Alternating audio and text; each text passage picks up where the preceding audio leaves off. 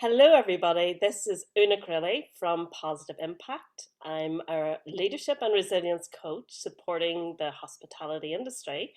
And today I am absolutely delighted to have the fabulous Bastien Peyraud from the Imperial Hotel, the general manager. Good morning, Bastien. How are you? Good morning. I'm really good. Thank you. Well done. Pronunciation perfect. I knew I was going to get stuck in that pronunciation. I'm really sorry. But Bastien, I'm so excited you're here today. We've obviously connected over the lockdown on some of the resilience courses. And maybe we just start with sharing a little about your story. How did you get to where you are and what brought you into hospitality? Well, it's a story. We started as a kitchen porter in a small restaurant in south of France, where I was working to pay my study and my expense. And actually, I embraced this career by choice and by passion. So I worked in many places in the world and in different departments. And I am now in Cork for 2 years, for the last 2 years as a general manager. And with a unusual background maybe, but I work my way up, so hopefully I deserve it. Fantastic. Honestly, isn't that brilliant? You started from the ground up. The journey up is where you do all the learning, and then you could share with everybody in your team because you've been there. You've been there. You've done that. And today, we're really reflecting back a little on, the journey through lockdown and the last 15 months. So what would you say have been some of your challenges and some of your great learnings through lockdown? I think I will remember all my life of the 17th of March at 3 p.m. when I had to tell my team that we are closing the hotel. And for the first time in my life, nearly cried in front of 200 people. My worst nightmare and best souvenir, maybe, because it shows that we are only humans. We were very genuine. And it was a journey from then till now. The first lockdown was, we didn't know how long it will be for, and we didn't know how to protect ourselves. And we had to find the right balance between protecting the employment, but also protecting everyone from this virus. So it's the first time really where, as a general manager, I had the responsibility of more than the health and safety of food of the restaurants, etc. I was always talking about spread of the virus and contamination, and it was a whole different level of knowledge, and we had to train and learn, and the anxiety level with it for everyone was very, very high. You had the impression that you risk your life if you were going to work, where normally you were just going to work to serve breakfast and look after wonderful people. Yeah, so it was a big challenge. So how did you, maybe first of all, personally, what did you have to adopt to really support yourself through these challenging times? I think the first things I have done is a big mistake. I completely forgot myself, and I only worried about the others, about my team, making sure that everyone had some food, some money, some social welfare. And I was trying to call my team every week, which is impossible to call everyone every week. Absolutely not feasible, by the way. Right? I wanted to make sure that they were well looked after, and I had this. I'm gonna give my life away to save everyone. This hero syndrome. I don't know why, but it came very quickly. I'm used of managing crises, so if there's a flood in the hotel, I have zero stress, and I will manage it no problem.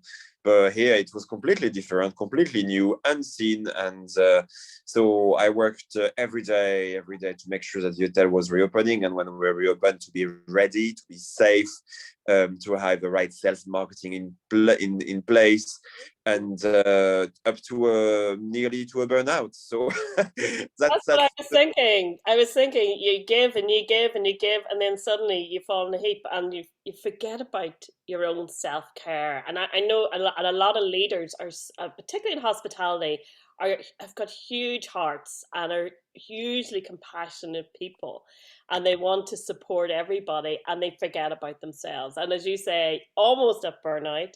So what did you do then to switch it around? What did you do to support yourself? I think what I understood is after my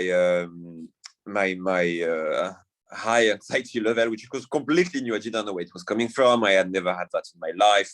Didn't know, no clue. So manage it as first trying to understand what was happening, and very quickly reacted. So read about it, try to educate yourself. And as we have learned, I have learned a lot about digital marketing, or I have learned about spread of virus during the first lockdown.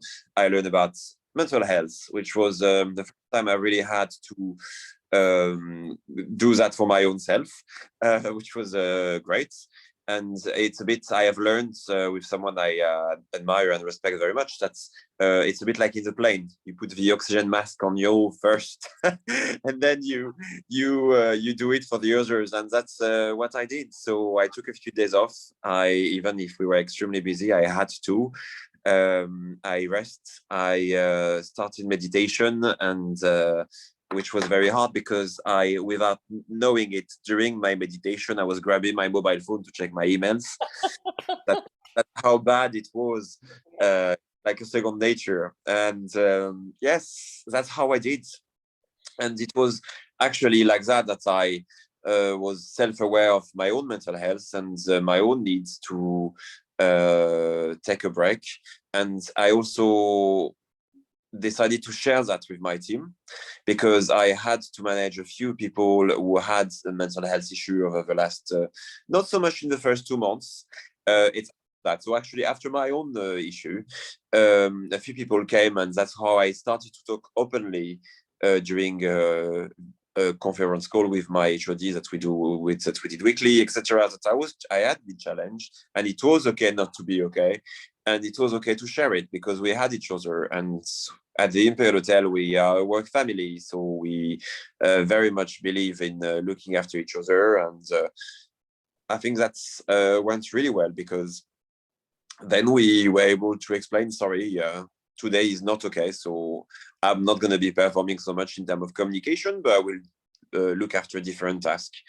And we have worked with our people and culture manager on how to be flexible in terms of tasks and rosters, and also manage the communication tool. So emails was were very much something that was stressing people the most at a period of time.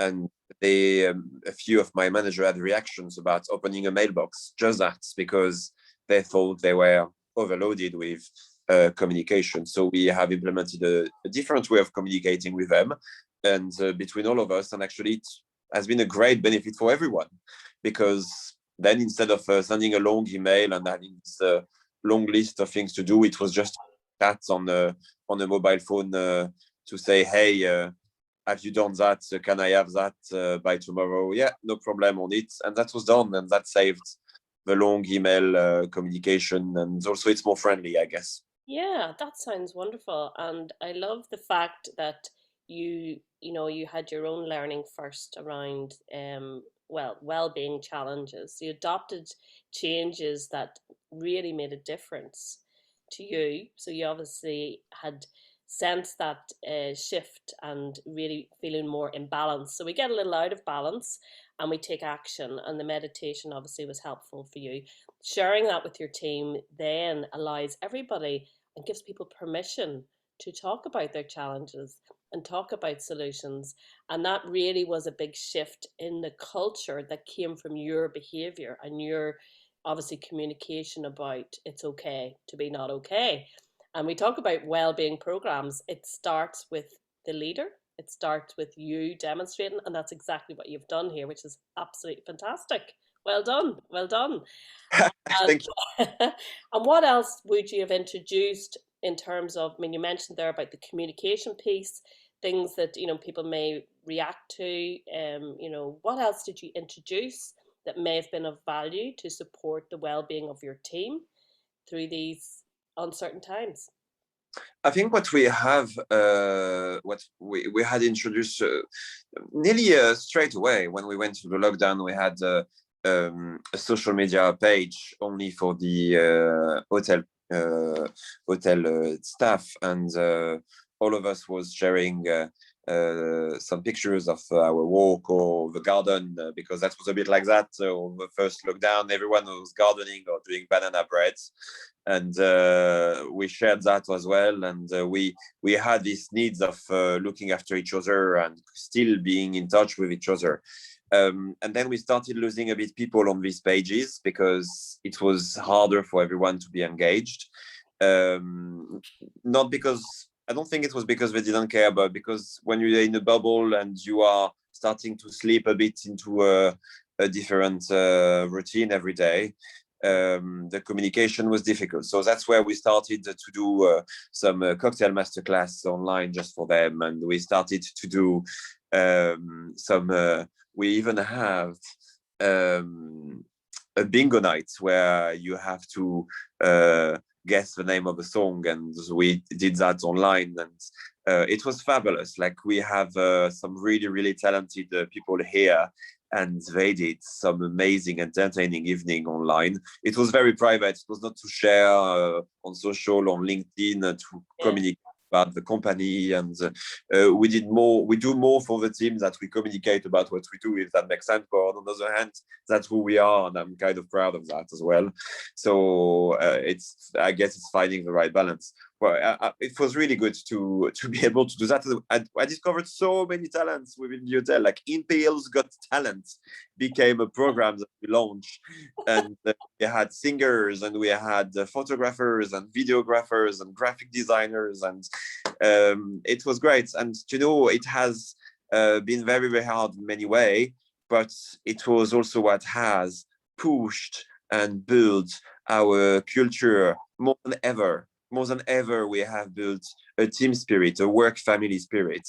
More than ever, we wanted to be together and argue and complain because we were busy. We were missing complaining. Like, not the French guy, he cannot complain. So I think that was really important. What we have implemented after the first lockdown, after we reopened, after these first 8 weeks, which were fine till actually we have seen people breaking mentally. That's actually what was really the challenge, and I think we had reacted quickly.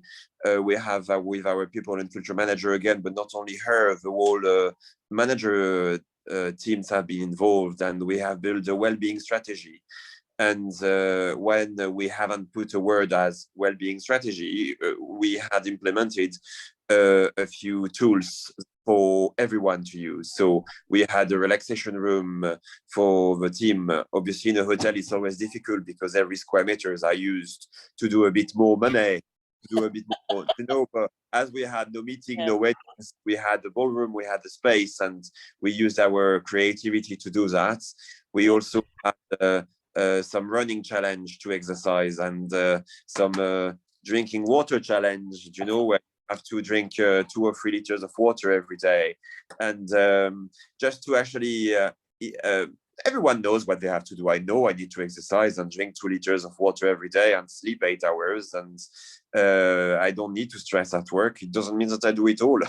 So to have everyone supporting each other within this challenge was great. And what also it did is it made everyone self-aware of their own mental health. And actually they have to be proactive on it. It's just not, it doesn't happen by miracle. It doesn't happen overnight. It is work, and it is the self-awareness and the awareness of you need to do something about it. You need to think about you. And I think at the Imperial, we work for a family. We are owned by it's an Irish-owned hotel. So it's great to work for them, and they are caring very much for the employees. And so it's easier and make it easier in many ways as well. So I think what saved us mentally and therefore physically was our work culture. The culture of the hotel is unique. I haven't seen any hotel in the surrounding here who has this kind of spirit and atmosphere. And it's not only doing the Jerusalem challenge in the most professional way, but it was more to have fun in doing the Jerusalem challenge, and eventually having a few people making fun of our dance skills, by the way. I love them. I love them. I mean, I think I we did our little workshops just after the challenge, and Yeah. I was so impressed when I saw the dancing and the fun and the energy when we were doing the workshop, because I could see the connection between you. I could see that you were all, as you say, the family, uh, Yes. which is just a deeper connection in the workplace, that you're there to support each other.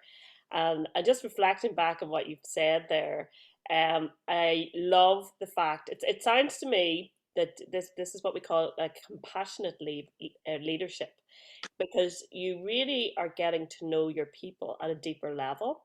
You're really getting to know, first of all, you got to know their strengths, you got to know new talents, all the hidden talents. And I think as leaders in organizations, we don't possibly put enough time into, really understanding our people at a deeper level.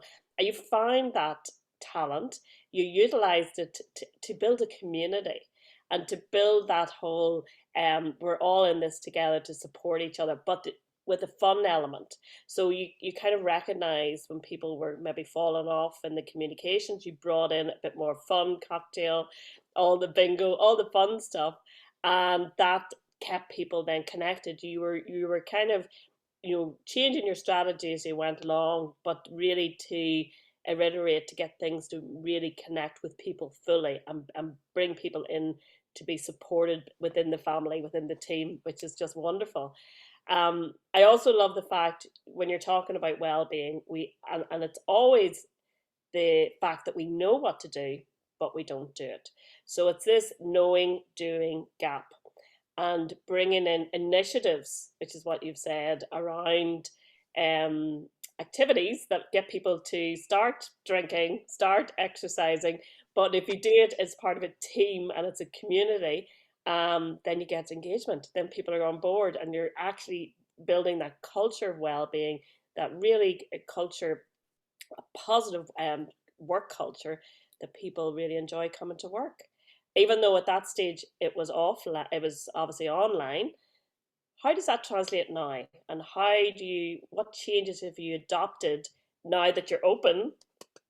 Delighted that you're open. And what's it like today in the fabulous Imperial Hotel, and your work culture? How's that changed from before the lockdown? That's the new culture.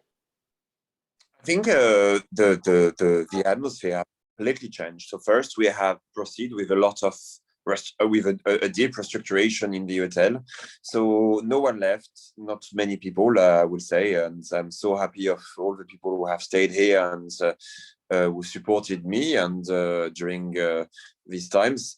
And I think we have the first changes we have made are changing the job description a bit of everyone, because we learn on all of that. I heard of all of their passion and I have seen them literally, and taking that into consideration was important to me to make it um, work. So to make it work, but we can make it work in many ways. You can have someone doing different tasks, and at the end of the day, what we need is all the tasks to be done. If someone wants a bit of that and a bit of that, here we go.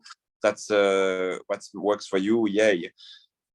And I think we have, for example, someone in the accommodation department who's passionate about videography and photo shoot.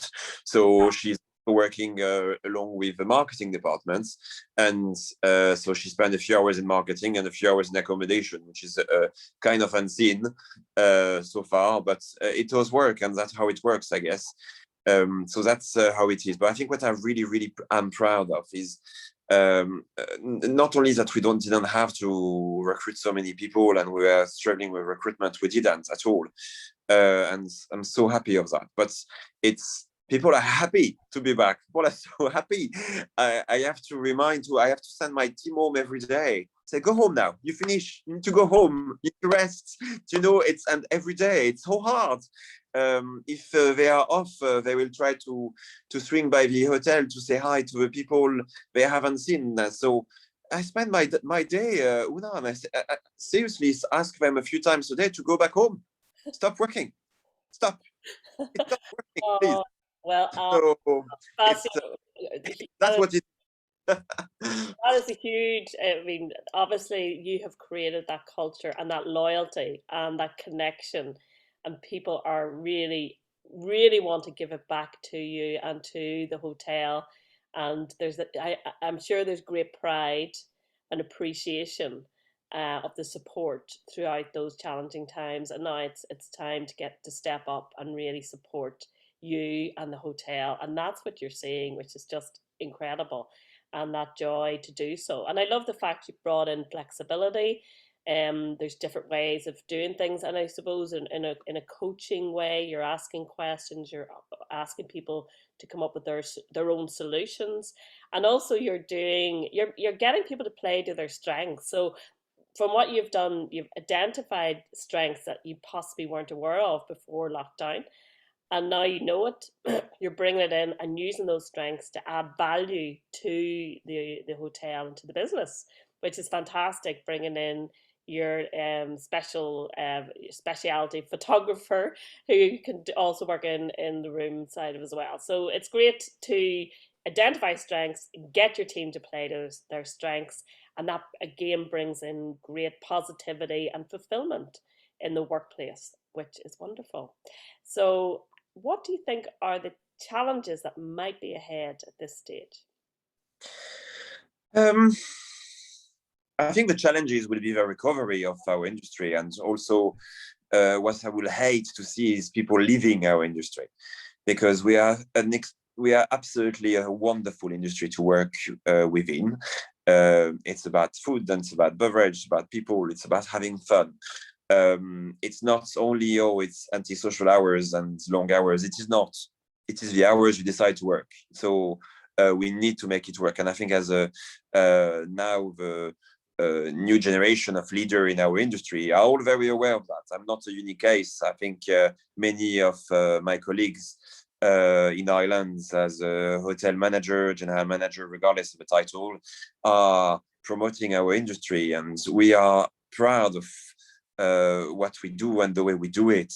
There's no other industry where you have so much fun and so much passion, and you can do so many things within the same company, and so many different things. So I think that's the first things will be to continue to promote our industry, will be a huge challenge for us to continue to explain who we are and what we do, and not what you think we are and what you think we do. And most importantly, how we do it, because I always hear about Google being a fab company to work for because they have snacks bar, they have chocolate bar in their cafe, and we have better than that. We have gastronomic food everywhere.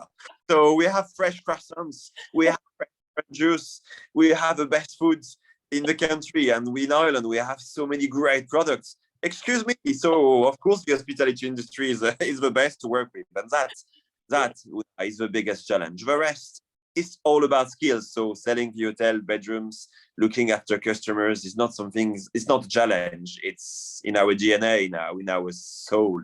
But and I think what will be the challenge is to make everyone understand that it's okay not to be okay. That they need to focus on what they can control. And I think the mental health is very much something that we need to continue to explain and promote. And the culture that we have here is very, very precious to me. So I can hire the best chef in the world. If this person is not a match for our culture, it's not going to work. So I think the recruitment of any person, as we bring very few people in the hotel generally, the very few person we bring now is very much interviewed, but not so much for their skills, but mainly for their interpersonal skills. yeah. So we'll I would be say, very fit yeah, with us. I would say that's possibly emotional intelligence as well. Exactly, and exactly. Yeah, Yeah. because they're very passionate people. I mean, obviously, it's the industry I absolutely adore, and really, it's all about people. It's about connecting. It's about bringing joy, happiness. It's really supporting others, and as you say, that's in your DNA, and that is who you are. That, and when you're interviewing, and the fabulous Avril, your HR manager, will be doing the interviews and bringing in only the best fit for your culture and the skills you can work on. So they've got to come in with that fit, and then obviously you then develop your team from there. Absolutely. And I think I've really did a fabulous job at that, actually. And it is true that even the candidate are surprised, as the first question we ask is not exactly, they are not the technical question on how you proceed with this and this task, is more so, tell us about you, what are your passion, who you are you kind, can you? And sometimes they feel a bit like, why do you care about me? Stop asking personal questions. It's not personal. It's not too personal. Don't worry. But it is just we like to know you as a human being. We like to know the person we hire. We like to know their personality. And it's not about having the wrong or the right personality. It's having the personality who match within the department this person is supposed to work with. And it's a bit a matchmaking role. I'm not sure Avril is an HR manager or a people and culture manager. I think she's a matchmaker within each department. Don't tell her I said that, please. Oh, fantastic. We won't tell her. We won't tell her. And just I was just curious though, you mentioned obviously this is a fabulous culture that you're creating. Do you have a role model that may have been someone that you admired, that may have something similar in terms of their qualities and skills in developing a fabulous culture? I think culture is something I learned in my previous companies. So I obviously worked for the Red Carnation hotels for a few years. And one of the persons that I admire very much within this company was Liz McGivern, the people and culture manager, who taught me a lot, and I did a few training with her as well, as I worked within this company for 12 years.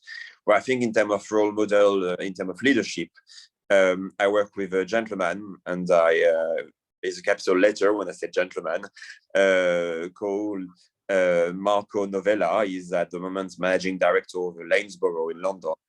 And he is very much an inspiration to me, and he led me a few times and gave me many advices in my career. But I think what he did really well, and what he has always done really well, I believe, is building a team and surrounding himself, and making sure that the team was okay, because that's how we do the work. And I absolutely adore this way of working and thinking. It resonates with me very much. And also, you might laugh at that, but it's very much my grandmother. She taught me many things, and the first thing is, if you need something in life, you need to work hard for it, and that's also include the respect of people.